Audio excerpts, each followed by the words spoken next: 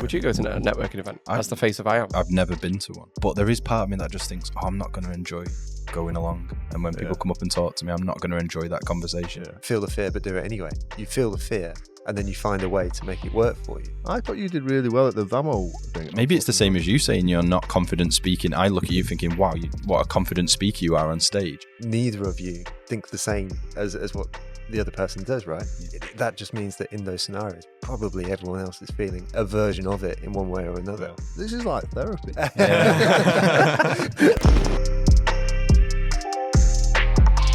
In our personal lives, we're more likely to develop a strong, lasting relationship with someone offline, such as a friend or partner, than we are with somebody we solely interact with online. In this episode, I wanted to explore how that logic translates to the business world. With social media, it's convenient to build a digital community and brand. But is there a danger we become too reliant on that method? What happens when a platform changes or our audience moves? If you're not networking and building a community linked to your brand or business in real life, are you missing out? Now, there's a few things that might put you off. You might feel anxious about putting yourself out there in the real world, and there's no doubt we have become more insular as a society since the pandemic.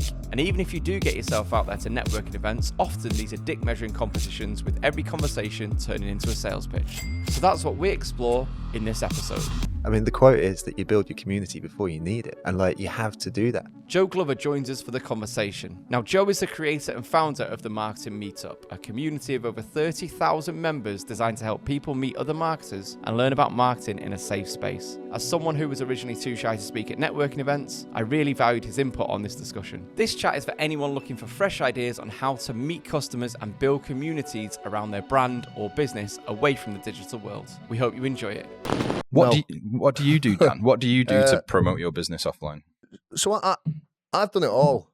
That sounds a bit. I've done the speaking gigs. Some big ones actually. I've been flown around the world. Have you? Yeah. Where to? Czech Republic. I got flown to the Czech Republic. Right, did a speaking gig over there. It's an employer brand speaking gig, and there was a good 300, 400 people in the audience. It wasn't on a small one, and I got paid for it. 5-star hotel. They couldn't understand a word I was saying because there was a translation bloke in the middle in a booth, and everyone was crowded around that. A lank lad in the Czech Republic, and he was like, "I don't even understand what you're saying." Who is Rolf Harris? Who is this Rolf Harris? Yeah. So I've done those. I've done. Obviously, Joe made the mistake of booking me to open the twice. Yeah. Once in Birmingham where a lady walked out because I offended her that much, and once in Manchester. I've got a bit of a sweary podcast for you. It's by a very entertaining chap called Dan Kessel. And then I've also done. I've been to networking events. Came to the VAMO drinks and done other bits and pieces. Lots and lots of podcasts. With mixed results, though. With mixed results, and I actually think, the vast majority of that activity has been unsuccessful. What would you? Yeah, probably because I've done it in the wrong places. Probably because, despite my grumpy exterior, can be quite a nice person. So I've done a lot of favors going on podcasts that are just random or just some 18-year-old kid who's decided to do one and thought I'd help him out. So there is a bit of that. So that's my own fault. But yeah, I think mixed results, and I think that's more to do with the event and the type of people you get there. Because generally I don't like people. That's the problem. So why did you do them? Why did you do those? Presumably you seen some value in I did. Well, I'm a big believer in if you can do something completely different to anything else that's out there, then hopefully it'll get different results, right? So if I go to a speaking event that, and I speak like I speak and I swear and I make rude analogies, but there's a point and there's some value behind it, then hopefully I'll stand out to everyone else out there and it might bring me something in. That's the theory behind it. So your aim to it is to win more business, though, right? Get yourself out there. Yeah, of course it is, and that was been my problem with it. But then again, you got to ask yourself, well, do most of my posts bring me in money? And the vast majority probably don't. Yeah. But it's probably a similar percentage, isn't it? Yeah. It's I'm increasingly convinced that that business is just about like sowing seeds, and so like I'm sort of thinking about stuff that 6 years ago when we started the marketing meetup, like from a business perspective, from a commercial perspective, it made no sense. It wasn't the reason I was doing it. Yeah. I was doing it to meet nice people, learn about marketing, and do it in a place that felt safe. But actually, over these 6 years, I mean, the community is phenomenal, but we've also turned it into a legitimate business as well. But a lot of the things that we did 6 years ago are the stuff that's paying off now. It doesn't make sense to do it in the short term. Like, I think the short termism in business is a real problem that we have right now. I think, like, so often we put our pressure on ourselves to sort of say, we need this thing tomorrow. We need to make 100 grand tomorrow. Otherwise, this thing isn't going to be worth our time. But it's just about like sowing that seed, and you just don't know where it goes.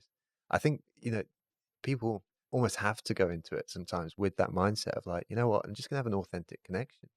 I'm going to go in and I'm going to create something that means something with people who share something, a thought, an experience, a point of interest with me. Those are the things where I think, like, you just never know where it goes. I know there's things that we've done from years ago that bring in leads for us now. And it could be stuff we've done on YouTube. I did an event in Belfast where I agreed to do it. I didn't even realize it was going to be a talking event, right? Yeah. I thought I was going to do a meeting with a social media company. Turned up, I thought I was doing like a meeting with like 7 people. Right. Turned up, it was on stage. It's a 60-foot screen behind me. I had Is that when you had a big knob a 6-foot on cock behind me. Yeah. That was only going to be on a laptop screen. But some people even now say, "Oh, I saw you talk at that event," and I think that gets overlooked, especially when people want you to do marketing for them and create stuff for them because they want to. I want a result.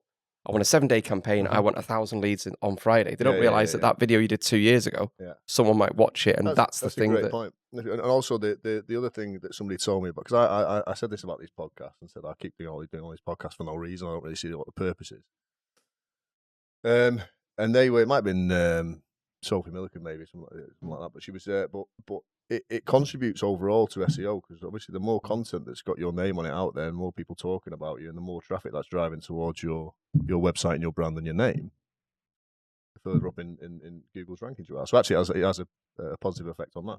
But this is the lie that we tell about marketing all the time, right? It's about attribution, and people want to say, I put £5 in the campaign, and I got 20 quid back. Life doesn't work like that. Yeah. Business doesn't work like that. Like I'm up, 5 years ago, there's no way I could have imagined that I'll be up in Liverpool meeting a mate, who I'd spent 3 years speaking to, but never met in person. But there I was last night. You just don't know where these things are going to go. Yeah. You have to be planting these things. And like you say, 2 years later down the line, it turns into real business. I mean, the quote is that you build your community before you need it. And like, you have to do that. Like, genuinely, it feels like that's such an important thing that we just neglect. And when it comes to like these seismic shifts in stuff like the economy, and like all of a sudden, every market condition changes, then you need things to fall back on. That is your community. That is your contacts. It's just a bunch of people making it up together. And when we all make up this business thing together, then that's how we get better together. That's how we create value. So, it's like, I don't know. I just mine think does the opposite. It's the opposite effect.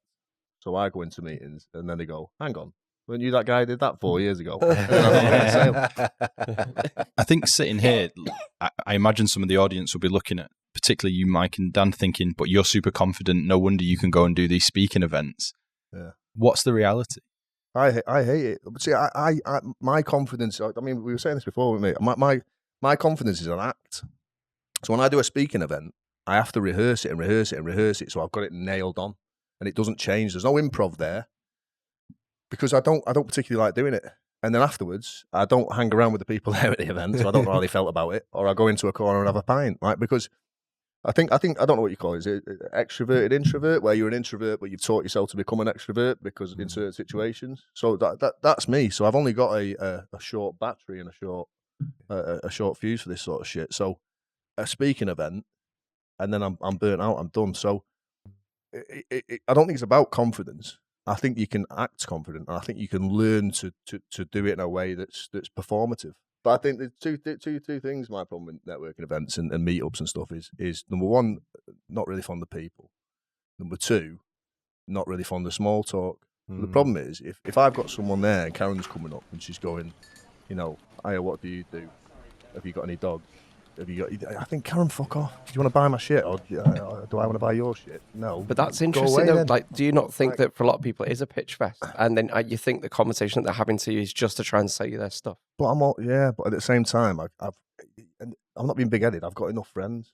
I'm not saying I've got lots of friends. I'm not saying popular, but I've got enough for me. You know what I mean? Right? And I just don't really like small talk unless it's the people, because of that introvertedness. I think I'm quite cliquey. Yeah. I like what I like, and I like what I know, and it takes me quite a long time to make friends. Mm-hmm. I've actually found it easier to make friends as I've got older because of online, because you can it's gradual relationships, right? Mm-hmm. Once I've got friends, they're there for life. I've got a same group of mates I've had since day dot, but it took me a long time to make those mates. Yeah. And it's going into an environment constantly with new people. I just find draining, and I feel like I could be putting that energy into other elements of my business that I know are going to make me money. What about you, Joe? Just building on that, I guess, because you started as somebody who's too shy to speak at networking events, and now you run weekly network events. How do you make that shift? I think it's about starting to find a field that you're comfortable in playing on.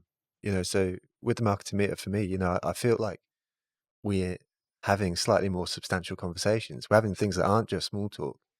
People come along and ask, not what do you do, but what do you like, or what do you enjoy, or who are you? And the expectation isn't necessarily that it's a job title and a budget. It's like, come as me, and having that conversation is what I crave too, because I can't do small talk. I get really bored.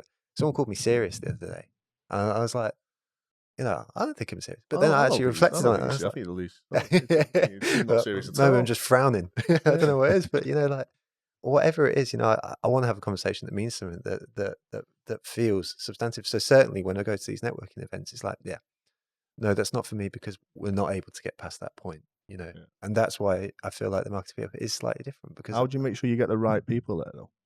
For us, the marketing is the filter in a way. So like, we speak about listening, saying hello, and being positively lovely. Those are the three things that we repeat again and again and again. They're on the website, they're on the event copy.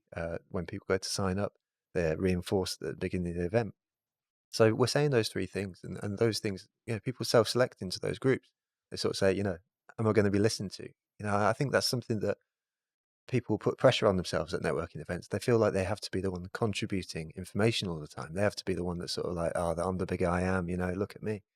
But actually, listening, asking questions, there's so much validity in these situations. You can come and you can just ask questions, and you can help someone else have a great time and learn a bunch in the meantime by listening.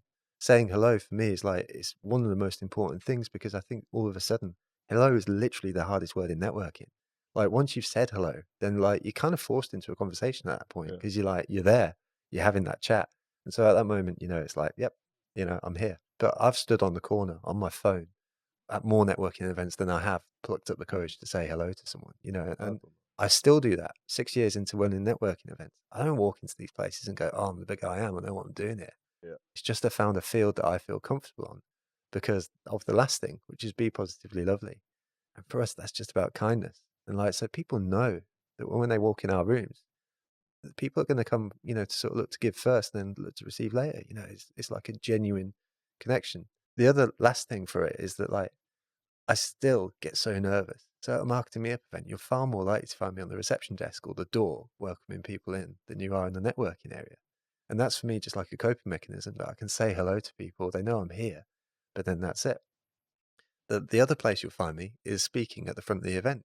And so usually if I do any networking, quote unquote, it'll be after the event where people know that, I'm the organizer or whatever it may be. And again, that's a coping mechanism for sort of like saying, you know my face now. So actually, a little bit about me, and actually it sounds a little bit selfish, but you can come to me rather than I have to go to you. But that's a way that I've found that I can sort of meet lots and lots of people in a way that sort of works. And it's the same replicated online with LinkedIn or whatever it may be. I probably post more than I comment on things because that's where I sort of feel comfortable just sort of sharing ideas. And then people I'm the same as that. Do you what about you? Do you find that as well? Because I don't. In fact, you get involved in the comments a lot, whereas I don't comment back much. No, because I'm better at creating content and creating a stir and almost kind of lighting the fire and leaving it than I am getting involved in the comments. If anything, because I'm quite emotional as well and quite emotionally charged, it's easy for me to lose my head quickly. I think you handle it quite well, actually. When I've seen you respond to people that give you loads of shit, I think you handle it quite well. Yeah, I normally go, Dean, what do you think about this? He goes, no, not that. I'll do something else. I write it, and then he went, maybe you should. But I wanted to ask you something there. So, obviously, the Market Meetup, you run that. Would you go to a networking event that wasn't the Market Meetup? What are you like as an actual attendee? I'm bad, so I went to one maybe 3 months ago, and it was a large event, maybe, well, not large in the scale of large events, but it was maybe 200 people, and we walked up the stairs, and to the left, there was the food. There was people stood in those circular formations as they do at networking events. And then to the right was like an area where nobody was and some sofas. And I sat on the sofas, and I did for pretty much the entire event. In fact, I ended up leaving about sort of halfway, 3/4 through the event, because I hadn't done the thing that I partially came there to do, which was, meet people. And so at that moment, it wasn't good. I mean, one of the things that I do, which I would recommend for people who sort of feel a little bit like this, is go with someone else. Go with someone else who is able to sort of be that person who can sort of shove you in a bit of conversation or whatever it may be. That is easier. But I did that once with my best mate Jack, and when I used to have Vonka, which is the app business, and we used to go to these networking events there to try and sell that to people. And I thought that was a really good idea. But the problem there was a free bar. Me and Jack hadn't really been to one of these things before. We got really pissed, and then we just followed a man round who looked like Rod Stewart, asking him for his autograph. We didn't really get much out of that one. So don't go with Jack. Would you go to Would you go to a networking event as the face of I Am? No, I've never been to one. I've always avoided it, but it's something I recognise I should do more of. Because I do think, even listening to you guys now, it's just feel the fear and do it anyway.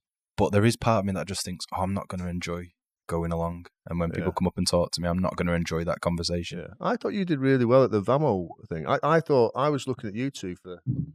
I was just following you around. Well, I guess this is the they talk to people. I'll talk. Maybe it's the same as you saying you're not confident speaking. I look at you thinking, wow, what a confident speaker you are on stage. Yeah. I can pretend at these events. I can walk around and pretend that I'm confident and good in that scenario. Yeah. And I think something Joe said there is because it was our event, it felt different. Like they know why I'm there and I know why they're there, and we've got a common ground to talk about. So there's something in that, like maybe creating your own community. Absolutely. If you're scared of networking, create your own networking community because you gain some control at that point. So, well, there's nuance in what you just said at the beginning, right? Feel the fear but do it anyway. I mean, I think exactly to your point at the end there. I think you feel the fear and then you find a way to make it work for you. So actually, it's not necessarily go in and just sort of like think, oh, I need to do the same as everyone else. It's like, how can I make this work for me? But then the other thing that both of you have just shared is that you both sort of have these internal dialogues and neither of you think the same as what the other person does, right? Yeah. And isn't that interesting? Because that just means that in those scenarios, probably everyone else is feeling a version of it in one way or another. Yeah. This is like therapy. See, I came in here, I was like, oh, I'm so nervous. It's going to be so controversial here. We're soft, sensitive souls, really. Even Dan. We need to reposition. We should take turns reclining on that couch while Joe chats. How do you not be annoying when networking? We've all been cornered by that one person we've wanted to escape at a networking event.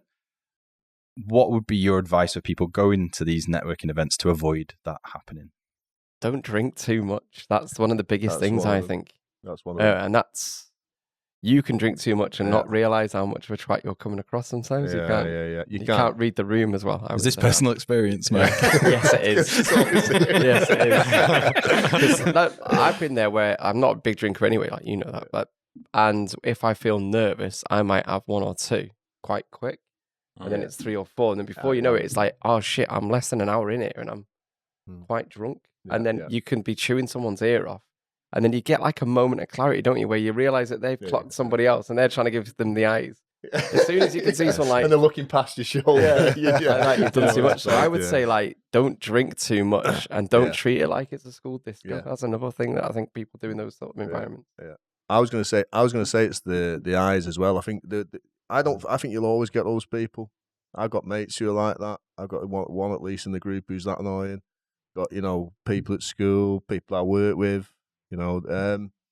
I think it's in the eyes. I think you just got to look in the eye, just one little look. If they're looking like that, just quick switch and go different place. Chat someone else. They're in every networking event. Just fucking avoid them. But I would also say, if you're a member there, you're meant to network. Don't try and corner one person for like the entire time that you're there, because even other people that you've not actually get a chance to network with, if they wanted to speak to the person that you've cornered, they'll also hate you as well. So not only does the person you've cornered hate you, everybody else hates you for cornering the person they want to speak to. Yeah. Do you try and do that as well, like tag people in? I go if I'm getting really annoyed, I go, hey, Mike knows something about this. Mike, you over here, Mike. So this is So yeah, it's almost just view it as a chance to actually network with lots of different people and almost have like think of it like speed dating, essentially. Yeah. Don't be that guy that corners somebody. I think if you're talking for longer than 5 minutes. Yeah, and it's about being genuinely interested as well. Like I think there's that thing about speaking at people, right? And sort of like you just monologue, and I appreciate the irony, because I feel like I've spoken a lot already in monologues, but like asking the questions, so what do you do? Or if they ask you a question, ask the same back or whatever it may be. I think it comes down to that sales pitch thing, right? Where people are always saying, what do you do? I did it the other day. Someone came up to me and it was clearly not the right time or place to be getting a pitch at, and I was giving them the vibe, oh, that's really interesting, but I've got to go and stuff. But they just carried on. And it wasn't supposed to be, they weren't a horrible person or anything like that, but you were giving all the body signals and trying to go away. But I think you'd be too subtle. But what do you think, though? I think Joe would be too polite to actually say, probably. You are the nicest man I've ever met. So there is a chance that maybe you're being too nice, mate. I think you need to know that people probably are feeling the same as we are when we go to these events. They're probably nervous and probably going into the scenario, and they probably have a goal in mind. And actually, I understand that, but then it's about reading the room, and actually you need to adapt to the environment that you're in, right? Everything's in context, and if the context isn't what you expected it to be, then you go with it. Dual phone it, mate. Dual phone it. If you don't want to, offend them, dual phone it. Ring yourself in your pocket. Answer it. Ian will tell you, I'm notorious for just like, I'm gone, I'm leaving, and he'd be like, "What, really?" Walk off. I'm like, "Yeah, I'm going. I've had enough." Just like at the drop of a hat. Yeah. Is it backdooring it, or do you tell people you're going? I'll just tell someone I'm going. Sometimes I'm going back to the room, not staying in now, and I'll just disappear. Not a few times. Not a few times with Adam when we've been places. One time was when we flew all the way to New York to meet Gary Vaynerchuk, and went all the way up to the head office, and then sat in the reception area, all ready, and then Mike went, "I'm going to get off." What? And I was like, "Not now, mate." Not now, mate. I would put the photo up in the edit. I took a photo of Mike at that exact moment and went, "Not now." Yeah, and there's often no rhyme or reason. Just something gets said, or I see something that just thinks, "Nah, not for me now. I'm getting off." No way. Yeah. But you pushed through it, and you had a really good chat with Gary, didn't you? Yeah. Didn't give you your Netflix documentary. He lied to me about a Netflix documentary. Thanks, guys. Why don't you try to sell it to Netflix or Hulu? That's the plan. So let me help you. How do we do that? I'm going to introduce you to my agent at WME who does that for a living. But that was a case of you just not feeling it or feeling nervous about the situation, because it was a very busy office, obviously. Yeah. Loads of different new people. Yeah. And you pushed through it. Everybody talks about they don't like small talk, and maybe nobody does. How do you avoid falling into that trap? You do lots of these events. How do you open a conversation with someone to avoid that? I think it comes back to that question thing, and having sincere interest in someone else, so it may be, we were speaking before we went live, and Mike said that there's certain things that you can say to Dan, and that he's going to tell a story about that, whatever it may be. But the same goes for questions, right? Someone might say, "Oh, I'm really interested in football," or whatever. And you're like, "Oh, actually, tell me about that." I'm a United fan, so, what do you think of the result the other day? It's about finding those common threads of interest. And I think the thing about walking into these rooms is that, you walk into them, and, the advantage of something such as the marketing meetup is that you got a vague assumption that people are going to be interested in marketing in one way or another. Yeah. So you can sort of say, "Oh, what do you think of X, Y, Z?" We did it even when we were just chatting before, we ended up chatting about marketing things because that was our common thread of interest. I think the worst opener is what do you do? And it's kind of the one that It's a most shit people question, lead with, isn't it? I remember reading in How to Be Fucking Awesome by Dan Meredith. He said, just ask what you're into rather than what do you do, and it just creates a much more interesting conversation off the bat. That's it. Don't do that to random strangers, I guess. No, It's a bit weird, no, isn't but it? you can't. What are you into? Maybe not. What are you into, Dan? Yeah, but that what do you do? Because then all of a sudden you almost pigeonhole how interesting or boring someone is based on their job. Yeah, I do accounts, and it's like, He's boring him. That's it. Actually, it I might mean, be. you do that, don't you? Yeah. It is such a shit question that. Yeah. Yeah. What do you do? And also as well for a lot of people, especially in marketing, it's hard to kind of explain what you do. I think, especially if it's like content marketing or whatever. Like, oh, what do you do? Or we produce podcasts, or we do videos for people. Yeah. Oh, like a YouTuber, kind of, but they can be used different. Before you know it, you're then really explaining what you do, and it sounds stupid. You just go, like, You start that's not a thinking to real yourself, job. Is this what is a real job? Why am I selling this? Yeah. So I'm the opposite. If I think someone goes to me, I'm an accountant, I go, perfect. Oh dear. Boring. You need marketing. Yeah. No, but we've got the same thing. So my wife's a scientist, right? So like whenever we go to like parties or we meet new people, then it's that thing, where you see people sort of glaze over in their eyes. So, people ask what she does and they go, oh, I'm a scientist. And they go, oh, wow. And you go, what do you do? Oh, I'm in marketing. And they glaze over and like, so you don't want to speak about it, even with other marketers, because it does sound silly sometimes, doesn't it? I always think as well with marketeers, though, it must be in all industries, but it seems like this is your reality because you're surrounded by it. It is a bit of a dick measuring contest, especially now. It's like, who's your biggest client? What's been your most viral post? It's easy to jump onto that, isn't it? Where I hate that kind of chat. Mainly because we've got no big clients that have never had a viral post. What advice would you give to people who are thinking about joining a paid for business networking group? Right. So this is an interesting thing, right? So a paid for networking group. So I think if we're thinking about this as marketers, right, you've got your marketing life cycle, awareness, consideration, purchase, retention, advocacy. I think what we're speaking about here is a set of activities that fit really, really nicely in the sort of the awareness camp. It's very top level. It's branding, whatever you want to call it. The expectation is that your name's going to get out there. You're going to become known to more people, and there may be something further on down the line. I think where the shift happens is, and I don't think this is exclusive to paid events. I think this is about expectation when you walk in the room that may be accentuated when you go to a paid event. Is that you start using it as an acquisition channel. That all of a sudden, your tactic, your marketing tactic of events is turned into something that needs this short-term return.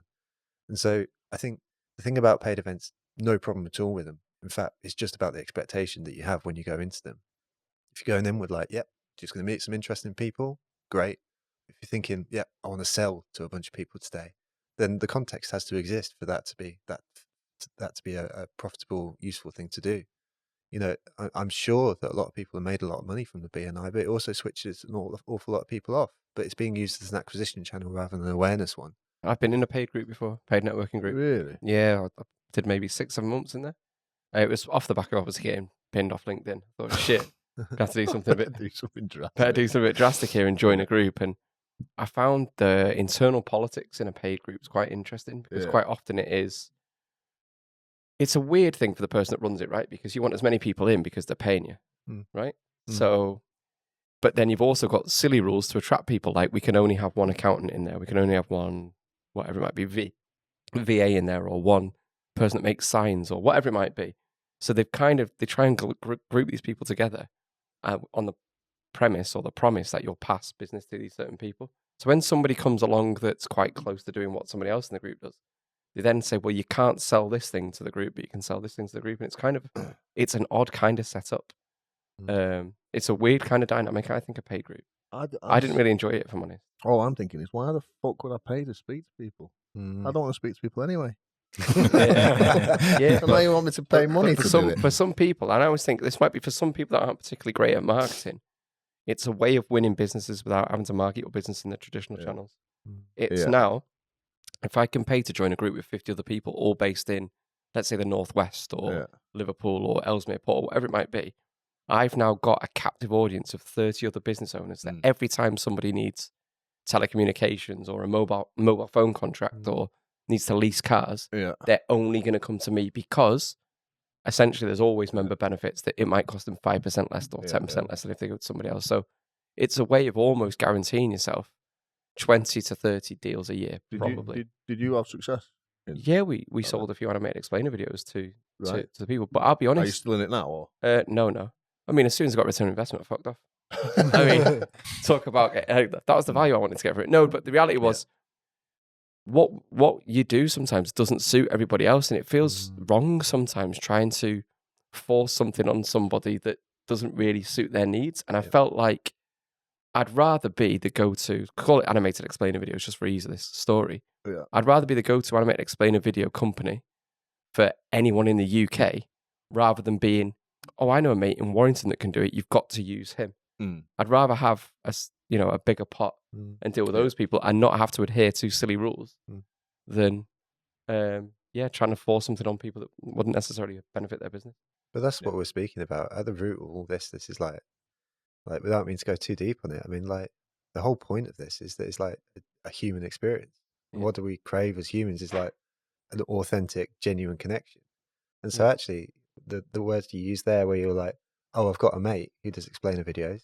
Great. That's wicked. I mean, that's bang on. But it was the bit where you said, and you have to use it.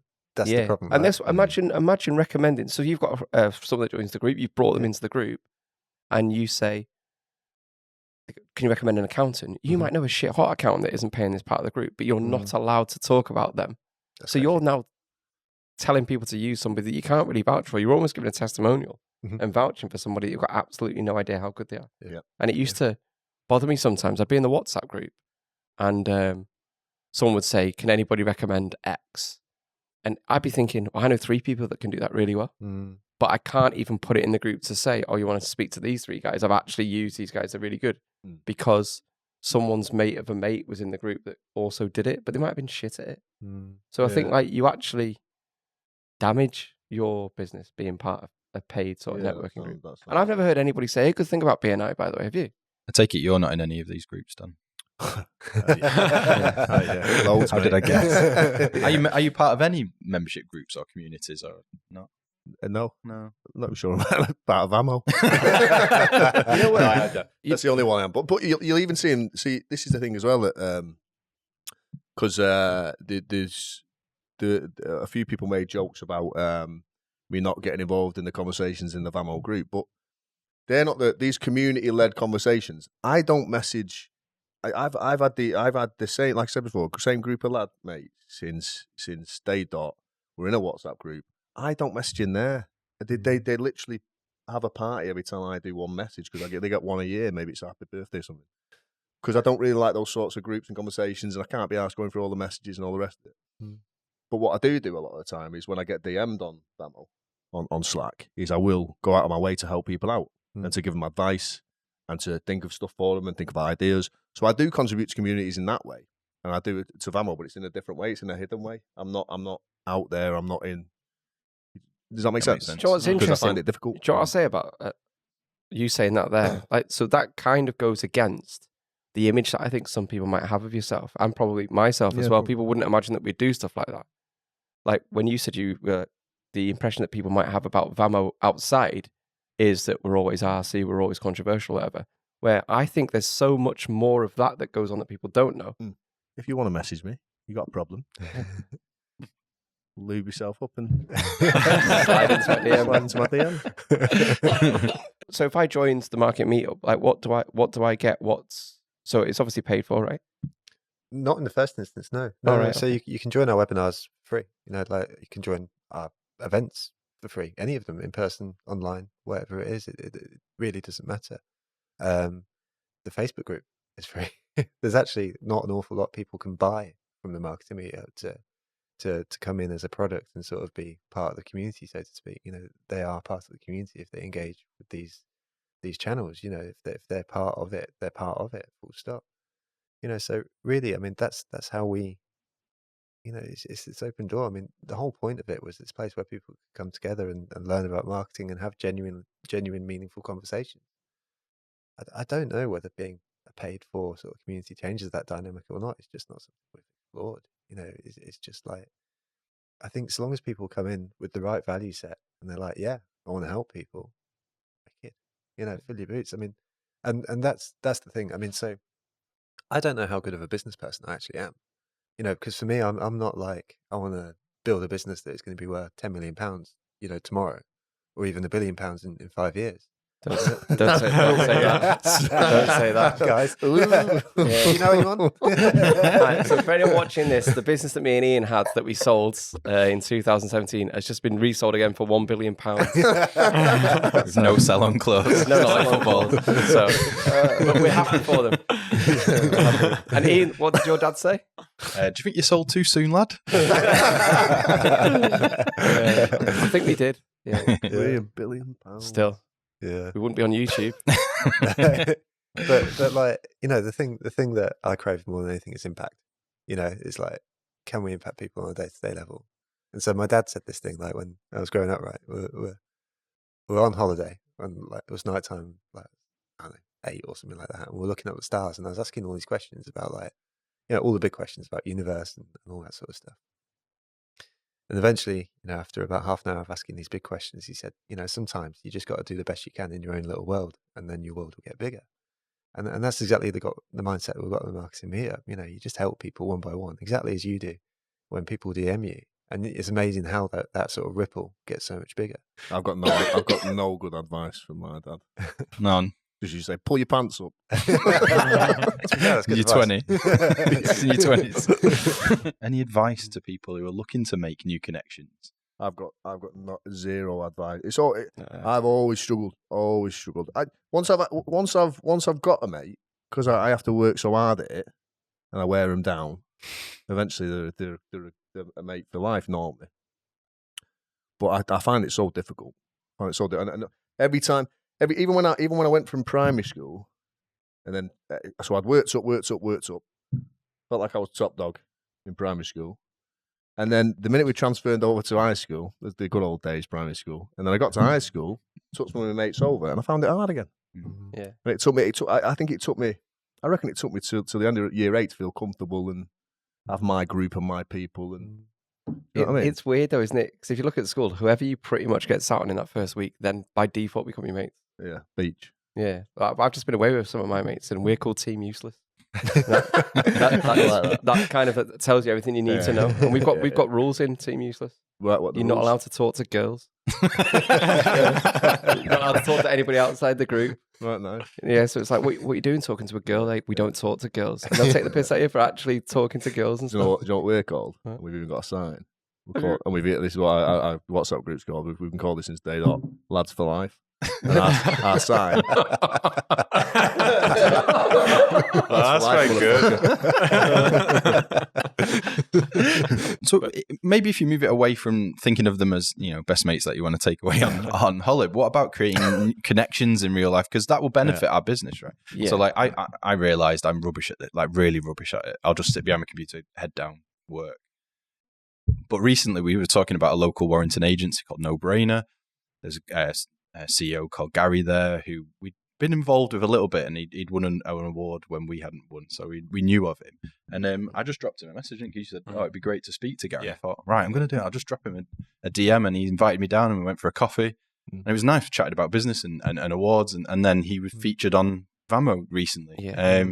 So just by being a bit brave and messaging saying, Gary, like, we're in similar circles, makes sense if we come and have a chat. Yeah. Led to something quite cool, and now, you know, hopefully we can build on that relationship. I think there is something in that. And I think in your own industry as well, because I think there's a tendency to think you're competing with everybody, when the reality is you've probably got a lot of similar, like the stuff that we do. We've got clients that use both of our agencies and stuff like that. But when in theory you think, well, we don't want you to know who we're working with and stuff like that. But I think... Well,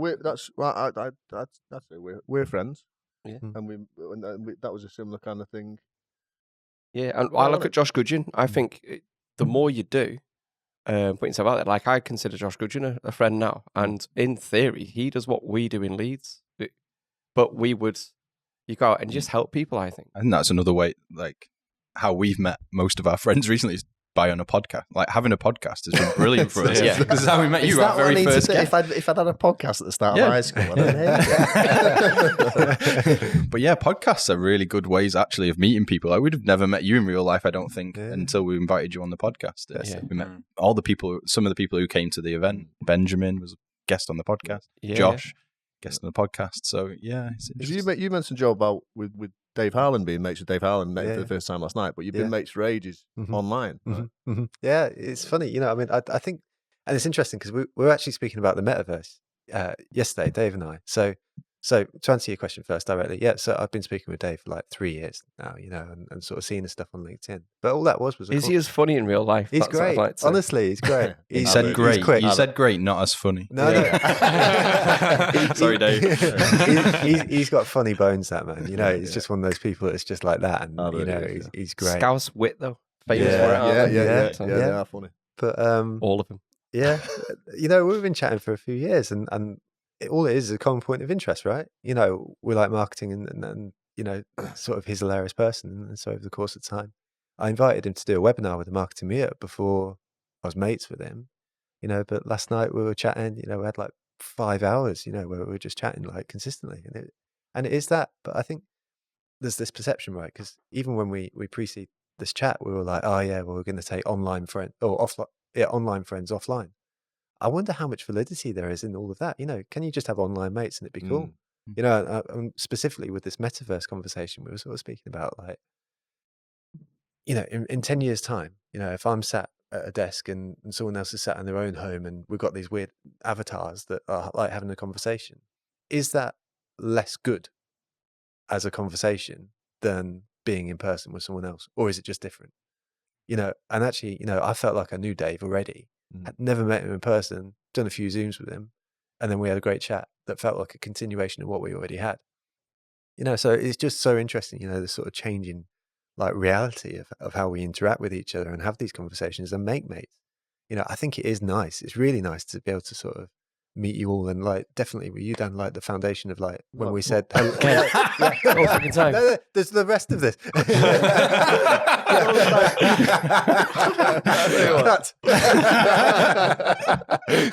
market meetup shit. Like, because we've met before, then I felt like I knew you better than I knew Mike. Is that because you'd met in real life? Though? I think it probably ties into that metaverse. Yeah. I think it is different. Yeah. I think some of the people that I met at the Vamo meetup, like Chris, who runs an animation studio, because I'd met him and I knew what he's about, because of, I don't need to form a better relationship person to person. I've referred work to him now. Yeah. Where I wouldn't have, I don't think, if we'd have just chatted online. Again, that's interesting. He's in the same niche. So I think a lot of people are worried about having friends that do the same thing. When the reality is, I would say that the best friends that we've made over the last 3-4 years all do close to what we do ourselves, just a slight different variation. Slightly different variation, which is mad, isn't it? Which suits different clients, and there's enough to go around for everyone. But it's the reality of it, and this is why I always say, like, people who worry too much about the competition. I mean, maybe if you're racing towards a cure for cancer, that might be slightly different, right? But competition isn't massively important, I don't think. I think it's sticking in your own niche, serving your clients well, and if you do that, you'll make money. There's a couple of things here, right? So the first thing is that we've been speaking about friends and business, and like, I don't think they need to be like mutually exclusive things, but you know, a mate is someone who you can also hit up about, like, chatting about your kid or, you know, the football or whatever it is. You know, you can have business associates who you really like, you know, and get along with, which is one thing. The second is that there is definitely enough to go around, but then it's also about positioning, right? You know, I mean, you might be a copywriting service, but you might be a copywriter for the medical sector, and someone else is going to be doing it for bikes and sports or whatever it may be. I mean, there's definitely a lot to go around, but then it's also realizing that there's so much nuance in what we do, you know, and it's like, there's loads. I think you're actually better at it than you think you are. Maybe. Yeah, I think you're out of the two of us, but you're probably the more friendlier person to approach. To be, Charlotte likes you better. Oh, good. Thanks, Charlotte. I'm not coming on. And you're like, but you're a very open person, Mike, aren't you? Yeah, you are. I think so. I found that. The dinner ladies downstairs are testament to that because they know your life story, don't they? Yeah, but I've got this theory about this, like, and it's not the treat the janitor like you treat the CEO because it's wank. It's just like I always think if it's the people that serve your food, man. I've seen enough prison documentaries to realise you've got to get on with the people that serve the food. You've got life to. advice. That, Do you know what I mean? Always treat them well. Yeah, That's what I mean. No pubes in my dinner, please. You know? But the ladies on reception know you very well as well. Yeah, I just like chatting to older women. Anyone. Because I like chatting to older women. they're not happy with you, though, mate, because they can never get through to you. That They is say true. they can get through to Ian all the time. It's Yeah, impossible, apparently. Possibly. So yeah, that is true. Any But final advice then, do you think, on making connections more than making friends? Making work connections. I was speaking to Matt at Payaku, who's part of the Vama Group this morning, and he said, I don't do that enough as well. I don't make enough connections in real life around my business. What should he do? I used to do it with. It got a bit. I did it the wrong way. So I started making business connections at one point, and they were like 3 different middle-aged blokes in different forms of marketing or business, and what I ended up doing was meeting them one night a week each and getting pissed. But the more you do that, the more your nights of your week get taken up, and eventually you become an alcoholic. Yeah. So. Don't do do that way. Don't do that. That's what I'm saying. I think it is just go out there and try and like help other people and give and what was it, reciprocity? We couldn't say that word when we were practicing. Say that word, can we? But I think it is that try and help other people or show that what you can do for them, and essentially then you'll make enough connections that could benefit you long term. But it's almost without that intention. If you're going in it with that intention, I don't think it's the same. No, but it's also the proactivity, right? I mean, like you gave a great example at the beginning. Just drop them a message. Like so often we think about these things and what, it took like 2 seconds to type out a message just saying, do you want to meet up? But one thing though, don't be too zany in your message. I get some mad DMs sometimes. It's like you're a bit too much. Like if anything, it's going to turn me off. Every subject line I get off people that are a bit off their head is just "fuck you, Dan." Do you know what I mean? Yeah. Dan, you fucking cunt. Do you know what I mean? Hiya, Dan. Only joking. Just wondering if you want to... What? Yeah, it was a shit joke. That's what they think. But that's what I mean. That's why... don't shout motivated at me. That's one. I'll say that. I got motivated, dedicated. It's like, we did it 2 years ago. It was just a joke. Yeah. But it's where it's like, it's a bit too intense. Just be sound, just be normal. And then inevitably that'll work out better. It might take a little bit longer. But you won't get shut down within 30 seconds, which a lot of the time I just think, I've not read that one. But do you think this is also part of what we were speaking about earlier, where it's like the perception people have? I think this is probably quite a unique situation for both of you two, because you're known for things, right? But like, do you think it's that perception thing where like people like thinking that you're, something you're not? Like maybe that you two think that you're bigger than you are, or that you need to do something to zany to get your attention. Well, actually, like 99% of the people you meet are just like normal people, right? Yeah, I'd say so. Would you? Yeah. Like they've got to play up to that. Dan Kelsall swears fucking good content, so I'm going to show him. Oh, I know swear words. I'm out there. I don't know why I did. They're like mirroring. I do. I feel like I need to say I do more than swear. I feel like people don't think that's all I do. I described you before you came here. I think you're underestimated. I think because of how you come across sometimes, people don't realise. No, I don't, not thick, but I just think people don't realise like, how much you know about marketing and like the talent that you've got and the skill set that you've got that has allowed you to be able to come across as you do. I think you're underestimated as a marketer and as a business owner. I think massively. It's all news to me, mate. Yeah. Maybe we'll cut this out. But I think that, and I think it's a misconception that you're a one-trick pony. Yeah, probably. But that's because you're not boastful. Again, coming back to an earlier point. Still here though. Yeah, you're not boastful, are you, with it? Who does? He's just sound about it and doesn't need to project. Yeah. But then I think it's because it's tried and tested. Like this is lovely, by the way. His results.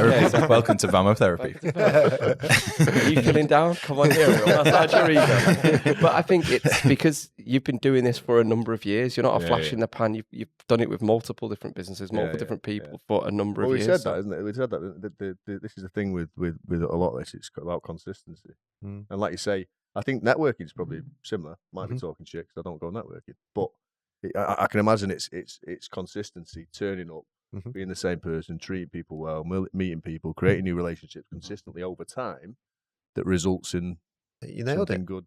You nailed it. But like we were speaking earlier about like the paid stuff and all of that. And it's like, just turn up as yourself. I mean, like literally just feel your shoulders relax and go into this place and like just feel like there isn't that pressure to sell. You're like, I'm just going to be myself in this situation. Do that consistently. Like you gravitate towards people or people gravitate towards you who sort of feel the same way, right? Yeah. You know, and you find yourself in those situations and those contexts, which is just really nice. Yeah. This is cool. It's really, really good. So yeah, absolutely. And so that's the last point. It's about authenticity. You know, it's about just turning up and being yourself and like doing it with a genuine intent. And if you do turn up with a genuine intent to help people, then like you show up in such a different way, but people react to you in such a different way too. You know, the energy that you give out is great. It's really, really cool. So like, it's just taking the pressure off. Yeah. Like with Marketing Meet, we've been so lucky. Like over these past 2 years, we've interviewed everyone from like the CMO of Man United to the CMO of Nando's to the global head of marketing for the Olympic Games. They came to Marketing Meetups. Yeah, they spoke on our webinars, and it's been insane. And like almost universally, every one of these people has this ability just to sort of make you just chill out. Yeah. You know, they're not there to be like, oh, I'm the big I am. They're just like, normal people, smart people, you know, who know stuff about marketing, but like their emotional intelligence, whatever it is, you know, it's through the roof. Thanks for watching the Views of My Own podcast. We're going to continue this chat over in our private Slack community where we'll answer specific questions about your business, sales and marketing from the paid community. If you do want to join, you can sign up for free by clicking the link in the description. We do actually have regular in-person meetups, so if this is something you struggle with, it might be a great place to start. Thanks to Joe for joining us today. We'll include some links to the Market Meetup in the description below. And finally, if you did enjoy this chat, don't forget to like this episode of the podcast and subscribe to the channel and press that notification bell. See ya.